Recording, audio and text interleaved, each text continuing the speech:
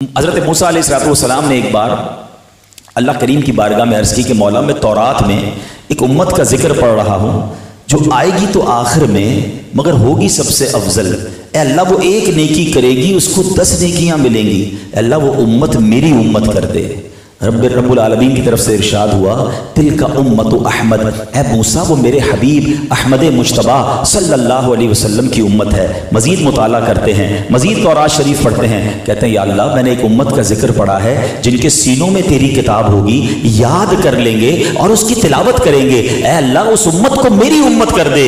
ارشاد باری ہوتا ہے تلک امت احمد، اے موسیٰ وہ میری حبیب احمد مجتبیٰ صلی اللہ علیہ وسلم کی امت ہے۔ کچھ عرصے تھوڑا اور مطالعہ کرنے کے بعد پھر عرض کرتے مولا میں نے ایک امت کا ذکر پڑھا ہے کہ جن کی شفاعت کی جائے گی، اے اللہ وہ امت میری امت کر دے۔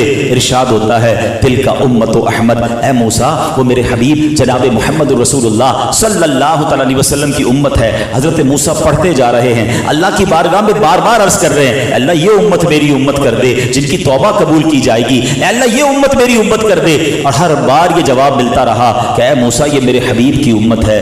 آخر میں حضرت موسیٰ پتہ ہے کیا کہتے ہیں، اے اللہ جب حضرت اس امت کی اہمیت اور فضیلت اتنی ہے تو مجھے بھی اس امت میں شامل فرما لے۔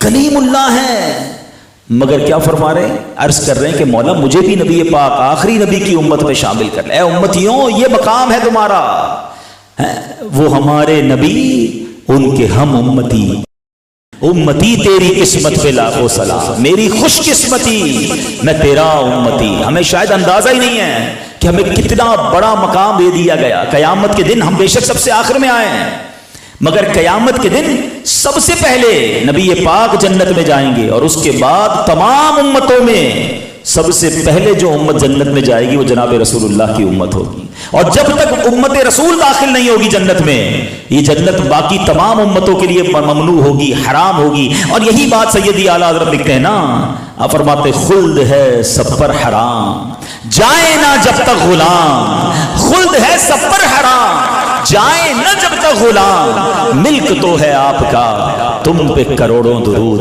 ارے سبحان اللہ، نبی پاک سے نسبت تو کیا ہو گئی، سبحان اللہ، آقا کے صدقے جنت میں بھی سب سے پہلے اس امت نے جانا ہے۔ قیامت کے دن ساری امتیں انتظار میں ہوں گی کہ حساب کتاب شروع ہو جائے، سب سے پہلے حساب بھی، سب سے پہلے اکاؤنٹیبلٹی بھی وہ اس امت کی ہوگی، اور پھر سبحان اللہ نبی پاک شفاعت کر کر کے اس امت کو بخشوائیں گے۔ اعلیٰ حضرت کہتے ہیں نا جو نہ بھولا ہم غریبوں کو رضا، آقا نہیں بھولے ہمیں، جو نہ بھولا ہم غریبوں کو رضا، یاد اس کی اپنی عادت کیجیے۔ تو ہمیں پیارے آقا کا امتی ہونے میں اس قدر انعامات ہیں کہ وہ ہمیں وہاں بھی یاد رکھیں۔